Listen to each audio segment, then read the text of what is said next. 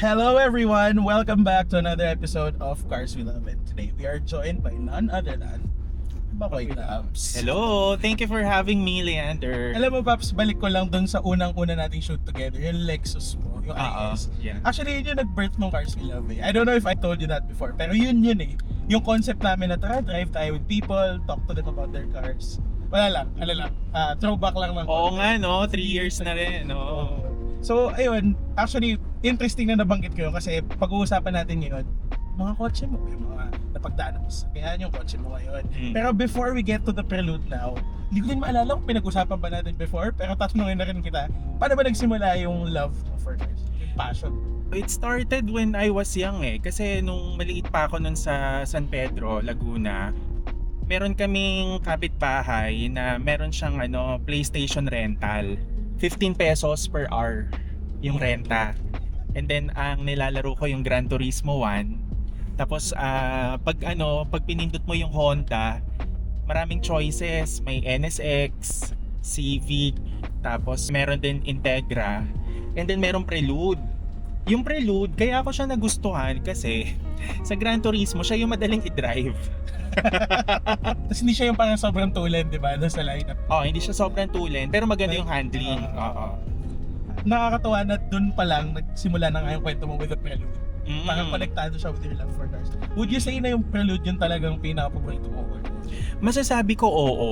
Kasi siya para kasi sa akin, ang Prelude, hindi siya yung well-loved na nameplate sa lineup ng Honda. Taka parang often siya misunderstood Tapos kaya ko siya love kasi underrated siya. Parang not everyone likes it.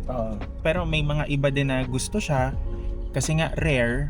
Pero at the same time, parang siya yung showcase ng technology kasi. Oo. Actually, looking at this car now, ganun yung na-feel ko kanina. Pero mamaya tayo doon. Tanong ko lang, ano yung unang-unang kotse na nabili mo? Unang kotse na nabili ko with our hard-earned budget, Civic FC na 1.8. Yung R18 na SOC. Tapos, During the pandemic yan. Tapos, since then, ano na yung mga na-own mo na kotse? Kung may enumerate mo. Nagkaroon tayo ng FC na turbo, pero 2 months lang sa atin. Tapos, nagkaroon din ako ng Accord na V6 na 2014 model. Yun yung may VCM, 'di ba? Doon yung una ko nakita kotse mo. Oo. Na Accord. Tapos after that, tayo, Accord na turbo, yung 1.5 na Accord, yung pinakahuling Accord na nilabas dito sa Pinas. And then after that, rin ako IS350 F Sport. Yun. Then nagka-non F Sport din. Medyo papalit-palit ako ng time na yun kasi ang gusto ko sana ma-experience ko lahat ng auto tsaka yung mga engines. Then nagkaroon din ako ng FE na 1.5 turbo. Tapos IS300 na hybrid. Yun yung na-shoot natin. Oo. Tapos Mazda 6 na wagon. Yan. Ngayon, Lahat yun. ano na yung mga current cars sa garage? Current car sa garage, meron tayong long-term na CX-60 ng Mazda. Tapos FL5 na Type R. Then meron din tayo, itong Prelude. So yun, basically tatlo. Kasi yung Mazda 6, family car na namin na kay AirPods na. Oo, yun. Alam ko we're driving the Prelude now, pero I wanna talk about your Type R. Kasi nung una tayo nag-shoot, wala ka pa FL5 Ito yung mga bagay na pinag-uusapan pa lang natin nun. Yes. Medyo full circle. Oo. Tell me about the Type R. Anong kwento nun? Yung Type R, sa totoo lang, wala naman talaga akong plano kumuha niyan. Basically, number one is because I'm happy with the FE Civic. Pangalawa, happy na rin ako sa IS350 nung time na yon. So parang sabi ko, there's no need to get a performance car. Kasi IS350 performance naman siyang matuturing And then, nung nilaunch yung Type R sa Pilipinas, nagandahan na ako. Pero nung time na yon, parang hindi pa siya nagsisink in sa akin until such time na nag-Japan Mobility Show tayo noong 2023. So, nasa tayo noon, headquarters ng Honda sa Tokyo.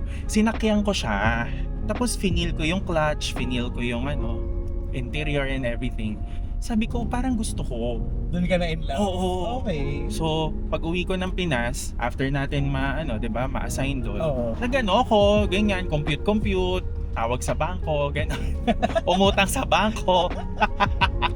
And then yun, approve naman. So, pikit mata na lang sa monthly. Tama yun yung 30th birthday mo eh. Oo, 30th birthday gift to myself yun. Yun yung FL5.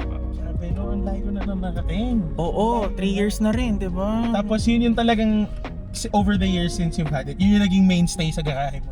Yun talaga ang hindi ko pinalitan at hindi ko rin ile-let go yun. For keeps eh. For keeps yun hanggang sa magka-arthritis na tayo.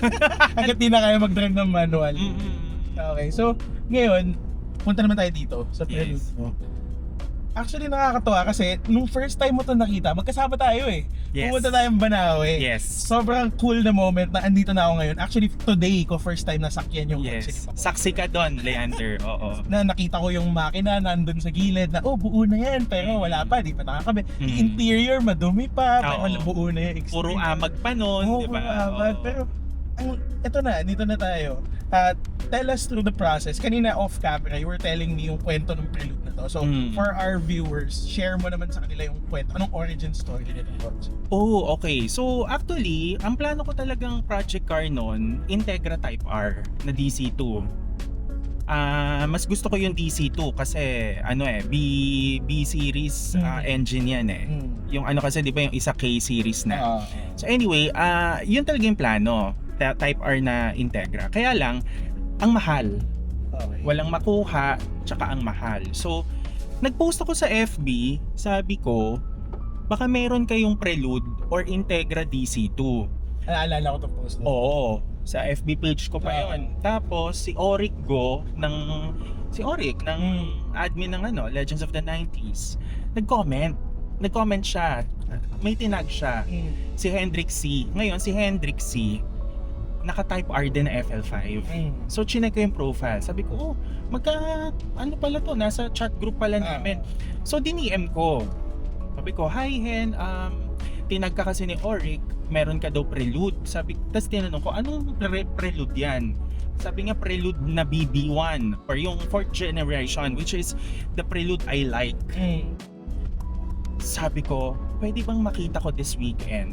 Doon kita Antemano, doon kita diniem na pwede mo ba ako samahan sa Banawe? I-check natin. So, yun yung story. Tapos, ang ganda ng story kasi Sylvia lover siya. May S14 siya. Meron siyang tapos totganihen yung Sylvia, yung pula. Okay. So, siguro kinuha niya lang to noon para may mabuo siya. Pero the heart siguro hindi pa ganun ka full-fledged into building this one. So, diniretso ko. Heart to heart kami. Sabi ko, this is my childhood dream car. The Prelude.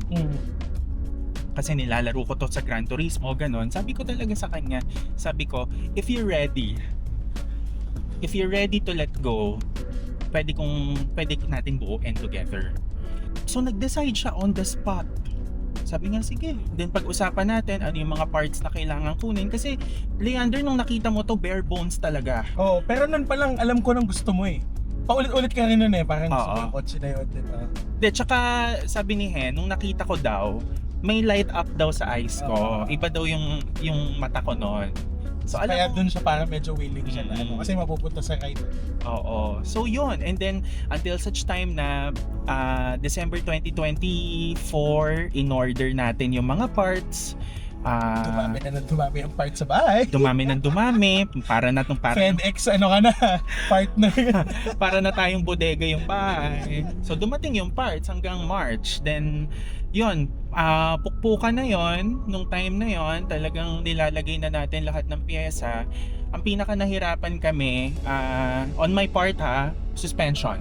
Talaga? Sobrang hirap kumuha ng suspension parts neto. Kasi yung makina buo na eh, no? Oo, buo na yung makina, H22 VTEC. Ang pinaka nahirapan kami suspension, bushings. My gosh. Oo, kasi hindi mo iisipin eh, no? Ito ka ba? May problema. Walang counterpart kasi dito sa Pinas. So lahat tas never nagkaroon ng Prelude dito. Oh, never naman ni-launch Prelude Oo. dito eh. Accord lang, 'di ba? So, yun yung pinaka nahirapan. Tsaka brakes. Talaga? Oo, kasi wala nang ABS eh. Wala kaming mahanap na ABS module. Shucks. So this car basically is like really a 90s full-fledged car. Oh. There's no ABS. Bro, Raw talaga. traction control, wala Yes. ABS. Wala talaga. So, ingat ka talaga sa basa. Oo. So, and then until such time na nabuo siya, tapos I think natapos to natapos to around May 2025. Mm. And then inuwi ko na sa bahay, ganon. Tapos syempre, nandun na yung kate mo mag-modify, palit ng exhaust. Pero ang naging decision ko is to return it to stock. Oo. Kasi gusto ko ma-feel kung ano ba talaga yung feeling nung 1993. Oo. And very for me ito, Leander, kasi I was born in 1993 and the car was assembled in Japan in 1993 hanggang sa pinadala sa US. If that isn't for you, I don't know what is it. Oo. Sakto talaga eh. Oo. Ang galing kasi parang siyang soulmate, no? Yes. Yung dating. Oo. Parang sobrang for keeps na talaga na ito na yung isa sa mga maiiwan sa garahe mo pagtanda mo. Oo. At sana by 50 years old ako may pyesa pa. And kaya pa natin mag-drive nun. Okay, kaya pa natin. Kaya Yes. pa. So ngayon, alam naman natin, ang Project Car Life, hindi naman ito natatapos. Basta. Yes. So, tulad ngayon, may problema yung compressor mo, ginagayan ko. Okay lang naman kasi malamig naman sa Laguna. Pero, alam ko, hindi to matatapos, pero alam ko din na hindi din doon matatapos yung gustuhan mo magka-project car. May kasunod to. Anong kasunod ng Prelude na to? Ako, I'm hopeful na sana at some point, in 3 years time, hopefully makakita tayo ng 5th generation na Prelude, which is yung meron akong gusto yung Type SH. Okay. Pero Wala sa Pilipinas? wala sa Pilipinas nun. Super rare yon kasi sa Japan lang nilabas yung Type SH if I remember Nakakita ka na correctly. sa Japan ng for sale, di ba? Marami sa Japan. Marami talaga. Actually, nung nag-Japan Mobility Show tayo, di ba nag-extend tayo? Oo. Nagpunta tayo ng Daikoku. Meron doon. Talaga? Oo. Kaya lang it will be costly and alam nyo naman ang regulation sa bansa. Hindi ganun kadali magpadala. So, yun lang. Gusto ko magbuo pa ng isa. Then Okay. after that, okay na ako. Kasi gusto ko Sabi talaga... daw. Oo. Sabi daw. Kasi gusto ko talaga ng Prelude. Oo. Tatayusin mo kayo ng Prelude Museum. Oo, hopefully, no? Tapos new Prelude. Oo, yung 6th gen. Why not, diba? Oo. Ngayon, tapos na tayo sa mga kotse mo. Before we close this up, alam ko, mas naging active ka na ngayon sa automotive content mo. Sa Clutch with Makoy Tabs. Yes. Kwento mo lang kami about that. Kasi yun yung nabanggit mo sa amin before, yun yung isang side mo na hindi lahat nakakakita, hindi lahat nakaka-appreciate, especially, diba? Tell us about Clutch with Makoy Tabs. So yung Clutch with Makoy Dubs, binuo namin siya YouTube channel about 3 years ago to show my love and passion for cars. Ito kasi yung side na hindi alam din ng karamihan especially sa social media. Ang alam nila talaga yung Makoy Dubs na nagpo-podcast, tapos yung skits, mga kalokohan, ganyan. So this side is on the serious side. Kasi kilala mo naman ako, introverted ako in person, 'di ba? So kumbaga, binuo namin yung YouTube channel para makapag-review din ako ng iba-ibang auto. At syempre, naging magkakaibigan na rin tayo sa industry. So yun, 3 years old na rin. And we're happy to work with industry friends, with different brands. Yun. Looking forward to seeing the channel blossom even more. Thank Kasi you, Paps. successful na ng career mo diba? So para nagsusunod-sunod na. And next thing we know, may iba ng mga kotse sa karahilig mo, diba? Kung kasya pa, charot, at kung may pambili pa. Hindi, mangyayari dyan, Pap, sa susunod, bibili ka na ng warehouse. Ay, oo. Tapos parentahan mo kayo na Banawe Boy sa akin na Vans. Ay, park dito, lagay nyo doon. Oo, dito nyo ilagay, guys. Mga 50% sa'yo, 50% for rent. Share na lang tayo, guys. So, I guess that's all for us today. Makoy, sobrang salamat. Thank you. Sa pagtanggap sa aming invitasyon at sa pagpapadrive ng Prelude. Salamat. Pag nakita niyo itong kotse na to, I swear, it's one of the most fun and enjoyable cars that I've seen in a while. Kasi 90s Honda boys, alam mo na, lahat tayo Honda fans. So, sobrang happy ako dito sa kotse na to. Pag nakita niyo on the road, kumuhay na lang kayo kay Makoy. Wala naman dito eh. So, Oo, wala naman kita-kita tayo dito. ayun. Thank you, Makoy. Thank you so Thank you. much. And we'll see you guys next time pag may bago na tayo ika-Cars We Love It, Makoy. Yes. Wow! Feel free to borrow this. Diyos ko, lapit mo lang sa amin eh. Abangan nyo yan. Ito-drive din namin to sa Top Gear. Oo. Thank you, thank you. Thank you guys. Thank you.